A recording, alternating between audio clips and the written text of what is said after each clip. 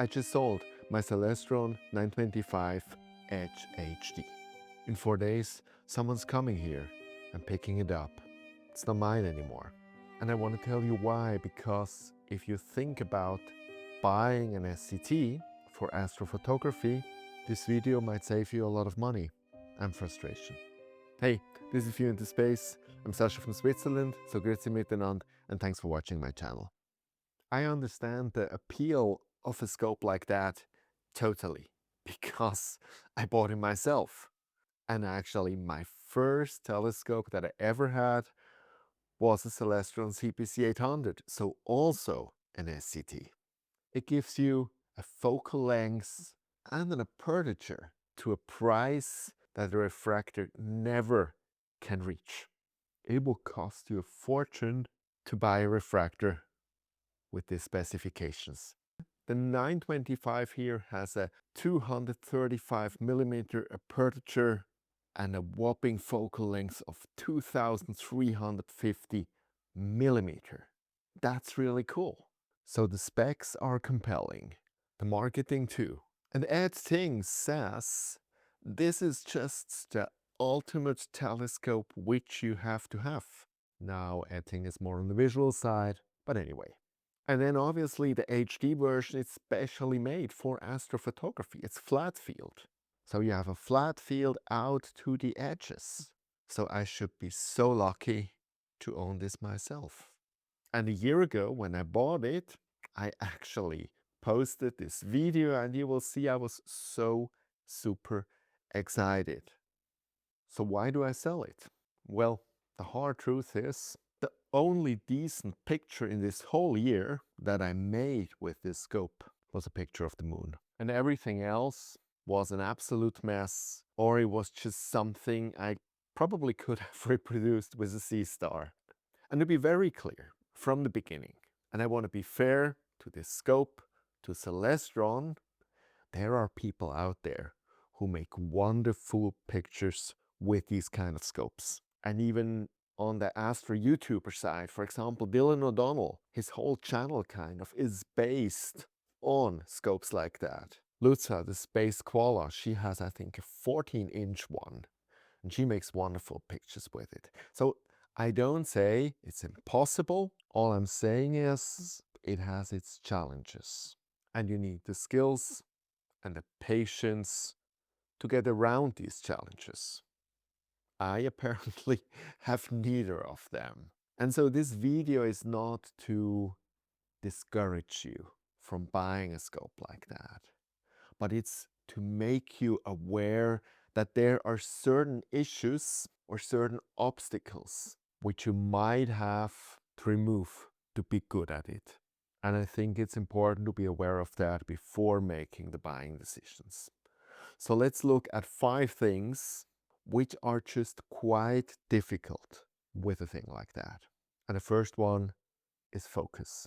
Now, we have a focuser on an SCT, and it's working by moving the mirror, and so you get in focus.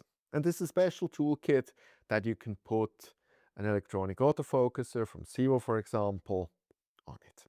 Now this has its issues, because first of all, this mirror usually, it's not even backlash. It's simply that when you go in one direction, it will stop at another place than when you go the other direction, which means autofocus with the EAF is challenging, very challenging. In addition to that, even if you get to the right focal point, if you, for example, do a meridian flip, the mirror can actually flop and you're out of focus again. Now the EdgeHD has actually 2 screws at the back that you can lock the mirror, which is great. But while with a medium refractor, usually the focus stays about correct once you autofocused, with a big telescope like that, temperature change will really affect the focal point. So when you actually block the mirror with the 2 screws, you cannot do an autofocus in an automated way anymore, but you would have to go, loosen the screws, then do the autofocus again, screw again. So sleeping through the night is just a no-go. So, but then we know there's a solution for that, and I showed you that in the video a year ago. And that's to put a real focuser at the back of it, like the Bada steel track, which I showed you. And that solves the whole issue. You just focus about correctly with the internal focuser, lock the mirror, and then the fine focusing will be done with the steel track, and everything is fine, right? Not really, because back focus tolerance, as I figured out, is so small with these scopes that if the steel track only moves a little bit too much, you completely get out of the back focus and you have other huge issues at hand. So quite honestly, focusing with this thing got a living nightmare for me. It's not an issue if you shoot the moon, if you shoot planets. You can nicely manually focus, you have it razor sharp, you block it and you make your images for 5 minutes, for 10 minutes. That's not an issue at all. But deep sky astrophotography, where you need to be in focus over the whole night, where you need to use autofocus, it's a challenge. The next issue, guiding. And I created a whole video to show you how to guide with a thing like that. And it is feasible, but again, depending on where your object is, how many good stars are in this region, in this very narrow field, it's a hit and miss. So the guiding in principle is a whole science on its own and a challenge again and again and again whenever you're actually using it. Number 3, plate solving. Another so obviously easy thing with a refractor. Well, when you're at 2350 millimeters, there's not many stars around anymore. And while in one position there might be enough stars around, once it starts to go to the second or third position, suddenly there are not enough stars around anymore. So there were sometimes cases where I wasted a huge amount of time just to plate solve this thing. And then the number 4 is definitely its weight and its size. It's just not something convenient to carry around. It's something very sensitive. And especially if you add, for example, a Bada steel track at the end, then it gets even heavier.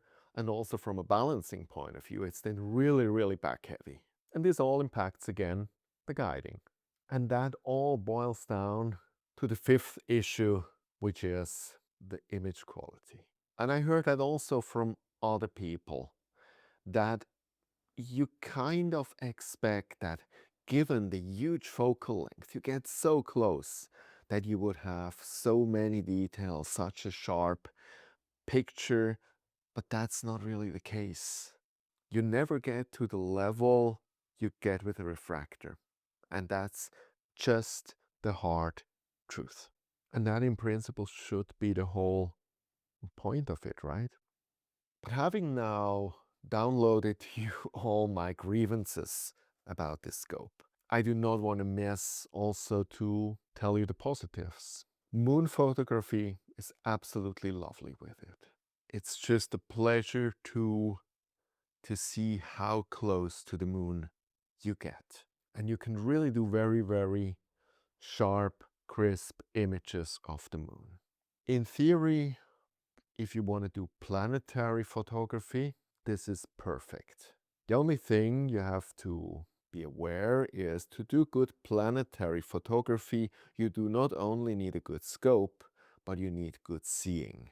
And in a populated area, getting good seeing, and it's just making planetary photography, whatever kind of scope you have, a very difficult task. You will have to get up at 3 o'clock in the morning where really the atmosphere gets stable. You have to be, again, you have to be the type to do things like that. But if you're the type, if that's what your passion is, making photos of Jupiter, of Saturn, and so on, this is an amazing scope. And the third part, as strange it might be to hear that from me, is visual astronomy. It is a pleasure to look with a scope like that into the sky, looking at the moon, looking at the planets. It's from the very limited, at least from my perspective, the very limited things you anyway can't see with a telescope with your own eye. It's just probably the best experience you can have at home. So these are the things where I could recommend a telescope like that without any doubt. So you might say now, well, this is because of the high focal length, and then it's also slow, it's an f11. So why didn't you buy the reducer? Good question. When you buy the reducer, you get to a lower focal length, it's faster, so it should be better, right? And the answer is yes, but. So this scope costs, I think it's around $3,000, something like that. And the reducer is another, I think, around $400. So you get to about $3,500. And for all that money, for example, the focusing still stays a challenge. And the size and everything also still stays a challenge. So my question is, are you not much more comfortable with a large refractor, which is cheaper, which focuses like a charm, which is easier to handle? And yes, this refractor will not have the same focal length as this one. But you know what? It doesn't matter. And it's a little bit the same story as when Queef, in one of his videos, when he introduced the Askar SQA85, asked rhetorically, does it really make sense to buy an SQA 106? Because the 85 is so sharp that you practically get the same result as with the 106, but with less weight, it's cheaper, and that's exactly the point here. If you, for example, get a refractor with an aperture of about 130, and I will test in the next weeks, for example, the new Askar 131F, which costs $2,000. Or even with a 120 APO, for example, which I think is even a little bit cheaper. With a refractor like that, you get, when it gets to deep sky, to galaxies, for example, star clusters and so on, you get the same, or even I would say the better result than with this one, with a reducer on.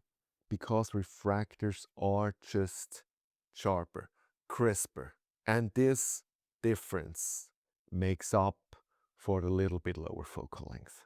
And you might save a lot of money and a lot of issues about the focusing. And at the end, what I'm always saying, astrophotography should make fun. It should be something you're looking forward to in the evening, going outside, setting up your gear, enjoying it, knowing that you will get a great output over the night and be able to process a great picture in the next days. And personally, I never had fun with this one. I dreaded it. I dreaded every time I had to set it up, try to make it happen, trying to get something decent out of it, and in the morning being disappointed when it didn't work. And that's the bottom line for me. And that's why I'm selling it. Because I didn't have fun photographing with it.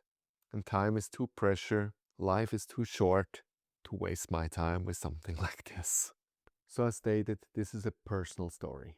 This is my experience, my feelings I had with it, based on my skill level, based on my demands on the scope, and also based on my patience. This might look completely different for you. And I hope also the person who will buy the scope now will actually have a lot of fun with it, because for him, it will be the right scope and he will get great pictures with it. As stated, I know this is possible.